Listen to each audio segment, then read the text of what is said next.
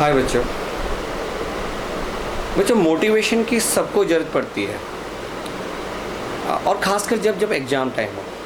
जब exam time हो, 2-3 महीने बचे हों और सब लोग पढ़ रहे हैं, उस समय डिप्रेशन बहुत जल्दी आता है। मैं कुछ पॉइंट आपके साथ डिस्कस करना चाहता हूँ।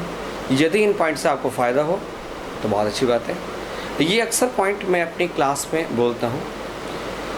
देखो, मैं कोई बड़े महापुरुषों की बात नहीं करूँगा, बड़े बड़े लोगों का एग्जाम्पल नहीं दूँगा जैसा अक्सर दिया जाता है, क्योंकि आप और हम एक नॉर्मल पर्सन हैं। तो हम अपनी कैसे दिनचर्या में चेंज करें, या फिर अपनी पढ़ाई का क्या मेथड हो जिससे कोई भी एग्ज़ाम को क्रैक कर दें।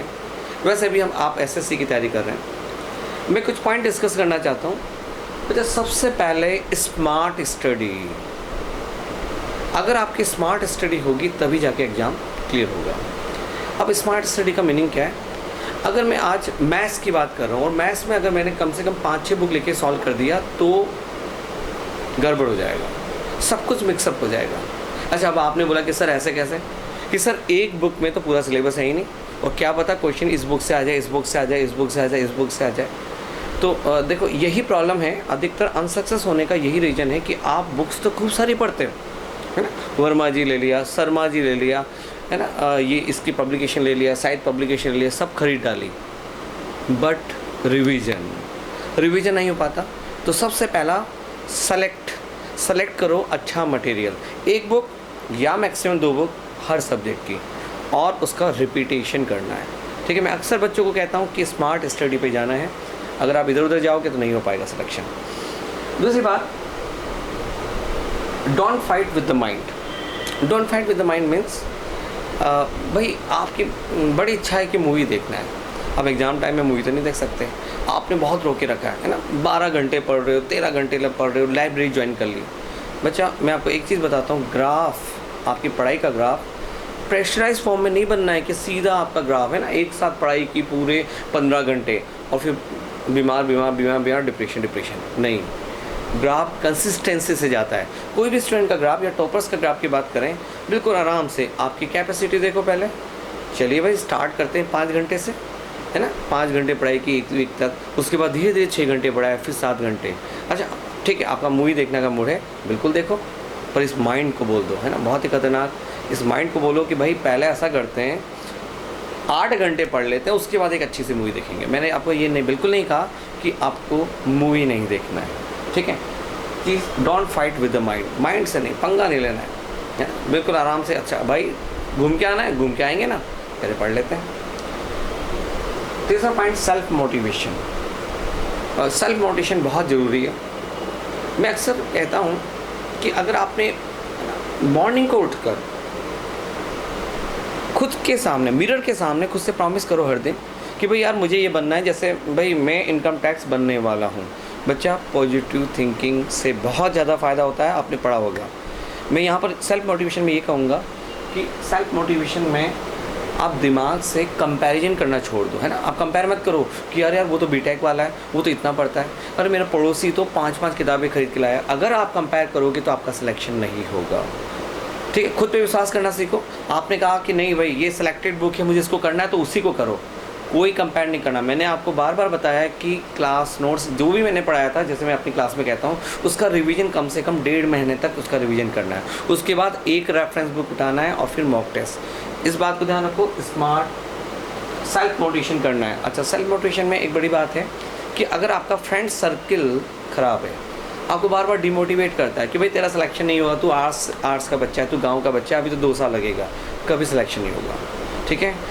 अभी रूममेट अगर आपको डिमोटिवेट करता है, तुरंत रूम छोड़ दो, अपना दूसरा रूम ले लो, ठीक है। तो इसलिए अच्छा, इसके अलावा थिंकिंग नेगेटिव क्यों आती है, उसके लिए बहुत सारे फैक्टर्स होते हैं।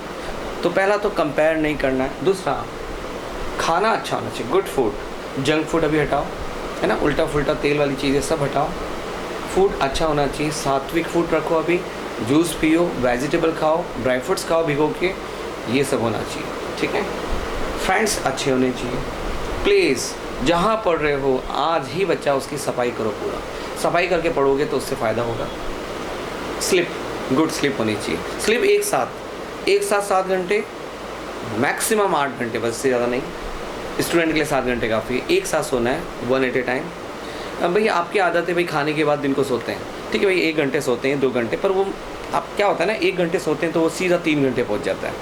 उसके बाद वापस से वही डिप्रेशन, एफिशिएंसी डाउन। बच्चा ज़बरदस्ती पढ़ना पड़ेगा ना, कुछ चीज़ें आपको ज़बरदस्ती करना ही पड़ेगा। पानी डालो मुँह पे, वॉक करके पढ़ो भाई, कम से कम 7 दिन तक दिमाग है ना, 7 दिन तक हेडेक हो गया, चलो 8वें दिन अपने आप दिमाग मान लेगा कि भाई ये तो बहुत ज़िद्दी है।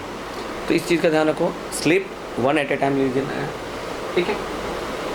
मैं एक डिसिप्लिन, मैं अक्सर कहता हूँ कि एक डिसिप्लिन आपको बनाना है। डिसिप्लिन मतलब आपकी लाइफ में अभी जैसे भाई मैंने फिक्स कर लिया कि भाई मैं मॉर्निंग को उठूँगा, उठते ही मैं 1 घंटे मीनिंग रटूँगा, या मैं अपना कुछ रीडिंग कॉम्प्रेसिव करूँगा, है ना, एक साथ में पढ़ूँगा।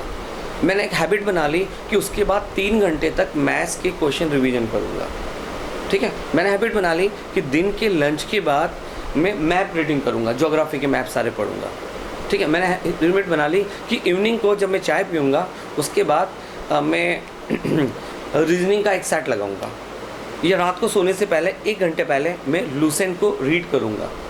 मैच द डिसिप्लिन बनाओगे तभी चल पाओगे। मैं तो ये कहता हूँ एक छोटी सी डायरी रखो, उसमें सब लिखते रहो आज का क्या टारगेट है। लॉन्ग टर्म टाइम टेबल मत बनाओ कि पूरा आपने 3 महीने का टाइम टेबल बनाया, वो फॉलो नहीं होता, है ना।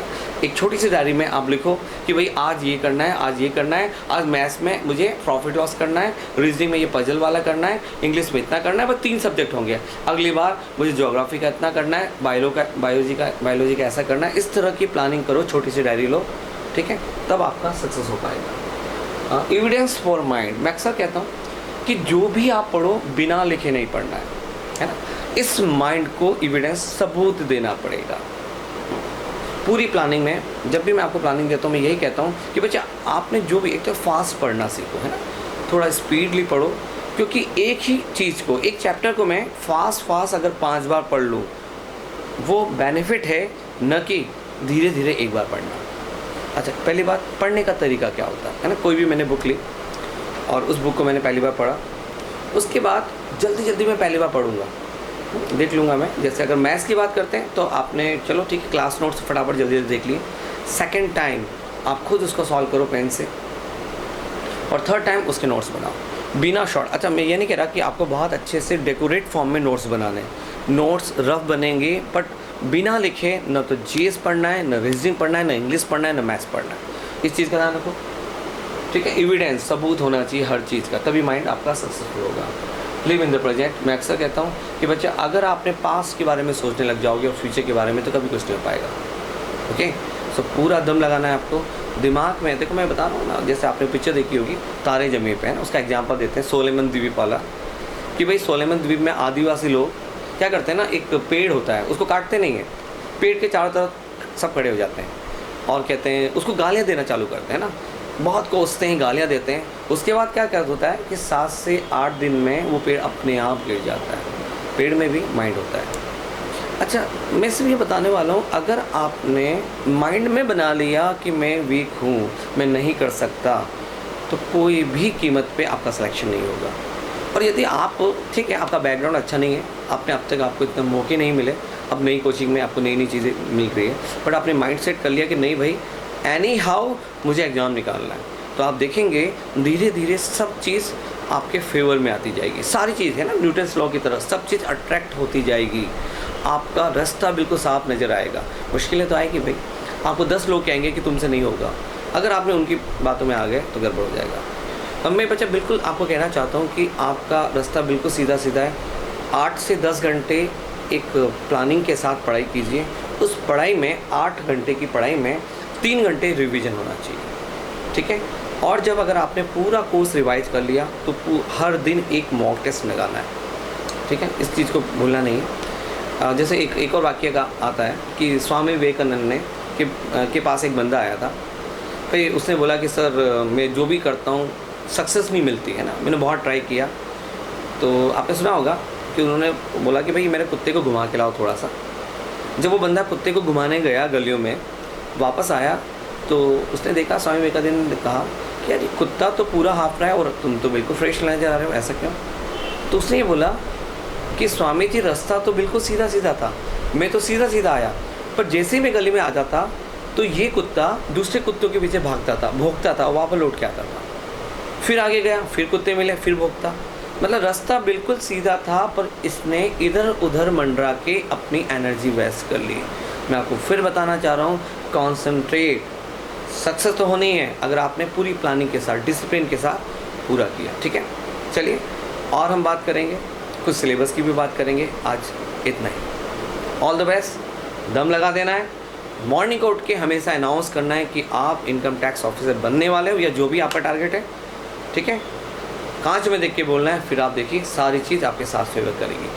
ठीक है, कॉन्फिडेंस। All the best.